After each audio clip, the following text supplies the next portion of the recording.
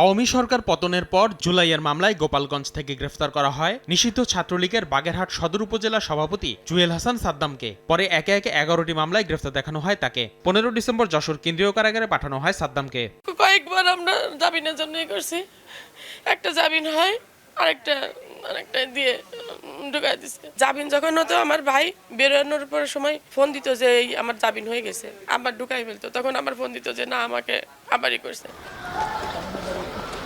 শুক্রবার সাদ্দামের বাড়ি থেকে তার স্ত্রীর ঝুলন্ত মরদেহ ও মেঝেতে পড়ে থাকা 9 মাসের কন্যা সন্তানের মরদেহ উদ্ধার করে পুলিশ। পরে সাদ্দামকে প্যারোলে মুক্তি চেয়ে আবেদন করে তার পরিবার। সাড়া না পেয়ে যশোর কারা ফটকে মরদেহ দেখার সুযোগ পান সাদ্দাম। এই ঘটনায় ব্যাপক সমালোচনা করেন নেটিজেনরা।